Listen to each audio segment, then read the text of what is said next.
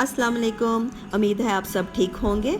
आज हम कीमे की टिक्कियाँ बनाएंगे और इसके लिए 2 किलो मैंने गोश्त ले लिया है और उसको अच्छी तरह से धो के मैंने उसको छलनी में रख के 2 घंटे के लिए रख दिया कि गोश्त का सारा पानी जो है उसका निकल जाए।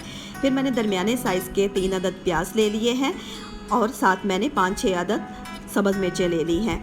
प्याज को हम इसमें स्किप नहीं कर सकते क्योंकि इसको कबाब के जूसीपन के लिए इसमें प्याज 3 अदद शामिल करने ज़रूरी हैं और हम इसका तीनों चीज़ों को शामिल करके कीमा करवा लेंगे। अब इसमें 1 छोटा चम्मच जो है मैं नमक का शामिल करूँगी, हस्बे ज़ायका आप डाल सकते हैं। और छोटा चम्मच ही मैं इसमें पीसी हुई लाल मिर्च जो साबुत लाल मिर्च होती है वो कुटी हुई इसमें 1 छोटा चम्मच डाल रही हूँ।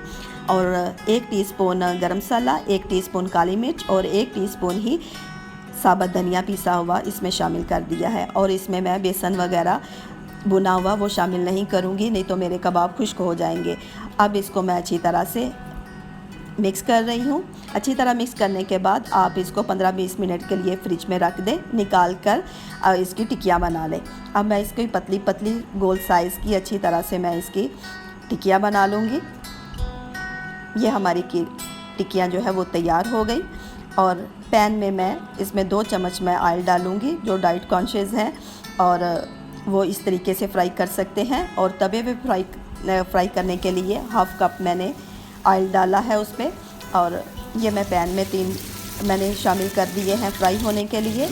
और तवे पे भी हम इस तरह से ऊपर डाल देंगे फ्राई होने के लिए। साथ ही हम क्या करेंगे कि चटनियाँ वगैरह तैयार कर लेते हैं जब तक कि ये हमारे कबाब फ्राई हो रहे हैं। 1 प्याली मैंने दही लिया और उसमें 1/2 जो है टीस्पून मैंने ज़ीरा शामिल किया, 1 चुटकी नमक हस्बे ज़ायका आप डाल सकते हैं और 1 चुटकी काली मिर्च के डाल के मैंने इसको फेंट के रख लिया है। साथ ही मैंने 1 अदद खीरा और टमाटर डाल दिए हैं।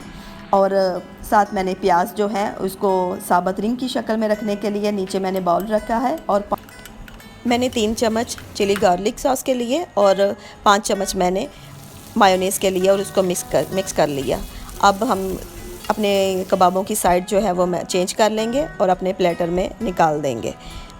ये आप देख सकते हैं कितना अच्छा सा इनका कलर आ गया है। और हम इसको अपने चटनियों के साथ सर्व करेंगे।